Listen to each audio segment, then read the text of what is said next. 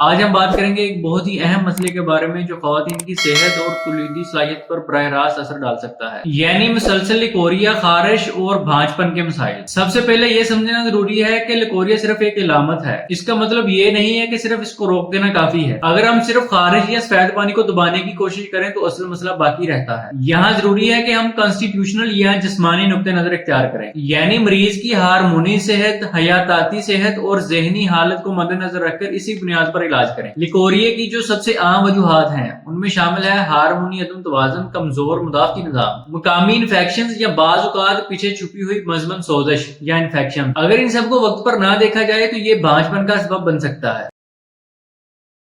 ये वीडियो खास तौर पर उन खवातीन के लिए है जिन्होंने मुख्तलिफ डॉक्टरों से इलाज करवाया लेकिन मसला बरकरार रहा या वापस लौट आया। इस वीडियो में हम सिर्फ अलामात को दबाने या वक्ती सुकून के बारे में बात नहीं करेंगे, बल्कि हम वजूहात, अंदरूनी निजाम, हार्मोनी तब्दीली, दिमागी और जज्बाती असरात और हकीकी इलाज पर बात करेंगे। फर्स्ट ऑफ ऑल ये समझना जरूरी है कि लिकोरिया हकीकत में क्या है। लिकोरिया एक इलामत है, ये मर्ज का नाम नहीं है। ये आमतौर पर खवातीन को उस वक्त होता है जब हार्मोन तवाज़ुन से बाहर हो जाते हैं, मसलन एस्ट्रोजन हार्मोन और प्रोजेस्टेरोन हार्मोन का डिस्प्रोपोर्शन होना, और साथ में अंदरूनी सोजिश हो या क्रोनिक इन्फ्लेमेशन हो, विजाइना में सिस्टमैटिक इन्फेक्शन हो या इम्यूनिटी कमजोर हो। लिकोरिया की जाहिरी शक्ल मुख्तलिफ हो सकती है, जैसे पीले या सुनहरे रंग का डिस्चार्ज, सब्ज या बहुत ही बदबूदार डिस्चार्ज, घना स्ट्रिंगी या बहुत कमजोर डिस्चार्ज, खारिश, जलन या पेन के साथ डिस्चार्ज। हर शक्ल का मतलब अलग क्लिनिकल पिक्चर है, ये हमें रेमेडी यूज करने में मदद देता है। अब बात करते हैं हार्मोनल तब्दीलियों का लिकोरिया और भांजपन के साथ क्या कनेक्शन है। जिसमें जब हार्मोन्स अपना बैलेंस खो देते हैं तो मेनोपॉज या प्री मेंस्ट्रुअल इम्बैलेंस बढ़ जाता है, रिप्रोडक्टिव सिस्टम की म्यूकस प्रोडक्शन बेकाबू हो जाती है, विजाइनल फ्लोरा डिस्टर्ब हो जाता है, इम्यून रिस्पॉन्स कमजोर या ओवररिएक्ट करने लगता है। ये इम्बैलेंस बराह रास्त विजाइनल डिस्चार्ज को बढ़ा देता है, खारिश और बर्निंग सेंसेशन को और तेज कर देता है और फर्टिलिटी को मुतासर करता है। और हाँ, अगर सिस्टम में अंदरूनी इन्फ्लेमेशन वाक़या हो जाए तो वो फलापिन ट्यूब की मोटिलिटी को मुतासर करता है, ओवुलेशन साइकिल को इरेगुलर कर देता है और साथ में इम्प्लांटेशन के पोटेंशियल को कम कर देता है। नतीजतन इनफर्टिलिटी, भांजपन का खतरा बढ़ जाता है। ये तब तक रहता है जब तक सिस्टमैटिक बैलेंस को हम वापस नहीं लाते। अब बात करते हैं जहनी और जज्बाती हालत का खारिश और इनफर्टिलिटी पर क्या असर है। खारिश एक खामोशी से चलने वाली क्रॉनिक डिस्कम्फर्ट डिजीज है। ये नींद को मुतासर करती है, एंजाइटी और डिप्रेशन को बढ़ा देती है और साथ में रिप्रोडक्टिव हार्मोन्स को डिस्टर्ब करती है। सबसे अहम के सेक्सुअल लाइफ में ये टेंशन पैदा करती है। ये तमाम फैक्टर मिलकर विशियस साइकिल बन जाते हैं। यानी लिकोरिया होता है, उससे खारिश होती है, खारिश नींद डिस्टर्ब करती है, नींद डिस्टर्ब होने से हार्मोन इम्बैलेंस होते हैं, हार्मोनल इम्बैलेंस होने से फर्टिलिटी का खतरा बढ़ जाता है। लिहाजा इलाज सिर्फ जिस्मानी नहीं हो सकता, एक क्लिनिकल होलिस्टिक अप्रोच जरूरी है। अब बात करते हैं कि होम्योपैथी के एक होलिस्टिक अप्रोच कैसे है। आगे बढ़ने से पहले मैं आपको बताता चलूं कि होम्योपैथी के इलाज का असूल क्या है। होम्योपैथी का मकसद है अलामात का मौसर खात्मा और जिस्म की सेल्फ हीलिंग कैपेसिटी को एक्टिवेट करना, इम्यून सिस्टम को बैलेंस करना और हार्मोनल इम्बैलेंस को रेगुलेट करना। हम कभी भी सिर्फ सिम्टम्स को सप्रेस नहीं करते, बल्कि हम इलाज में root cause, constitutions, mental emotional states और इंडिविजुअल रिस्पॉन्स को मद्देनजर रखते हैं। आइए अब इन अदवायात का जिक्र करते हैं जो लिकोरिया, खारिश, भांजपन के मुख्तलिफ क्लिनिकल पिक्चर्स में काम आती हैं। सबसे फर्स्ट नंबर पर जो दवा है वो है एगैरिकस मेस्कोरियस। ये वो रेमेडी है जो ज्यादा खारिश के साथ लिकोरिया में काम आती है। जिल्द पर बहुत ज्यादा खारिश हो, बर्निंग सेंसेशन हो और साथ में बहुत ज्यादा इरिटेशन हो तो एगैरिकस 30 के 10 ड्रॉप दिन में 2 बार इस्तेमाल करें। अगर शदीद हालत हो तो 200 पोटेंसी में हफ्ते में 1 बार इस्तेमाल करें। इसका असर अक्सर 2 से 4 हफ्तों में महसूस होता है। क्रॉनिक केसेस में ये 3 से 4 माह भी इस्तेमाल की जा सकती है। दूसरे नंबर पर जो दवा है वो है एग्नेस कास्टस 30 या क्यू, मदर टेंचर जिसे कहते हैं।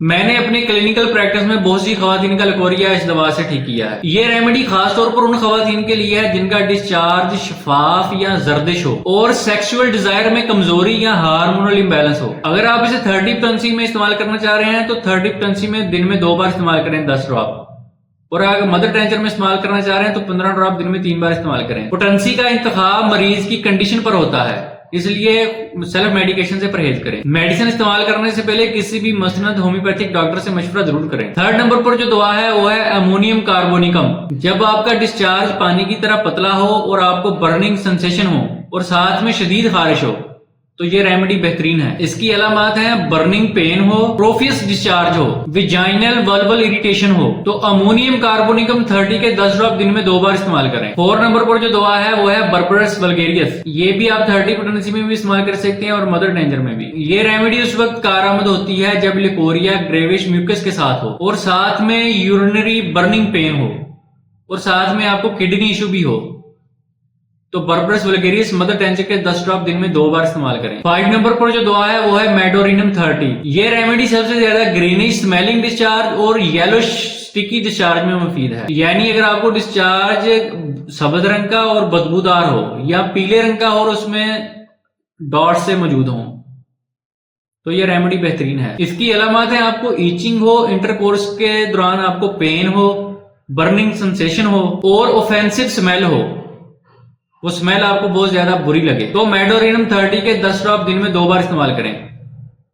इस मेडिसिन को हफ्ता डेढ़ यूज करके बंद कर दें। इस मेडिसिन का ज्यादा इस्तेमाल नहीं करना चाहिए। 6 नंबर पर जो दवा है वो है कैलकेरिया कार्बोनिक। ये रेमेडी इन खवातीन के लिए बेहतरीन है जिन्हें कोल्ड सेंसिटिविटी हो, क्रोनिक फटीग हो, जो डिस्चार्ज है वो पानी के रंग का हो या मिल्की हो और साथ में पीरियड इरेगुलर हो और सबसे अहम बात कि वजन दिन ब दिन बढ़ता हो। इस हालत में Calcarea carbonic Aahista Aahista systematic balance को बहाल करती है।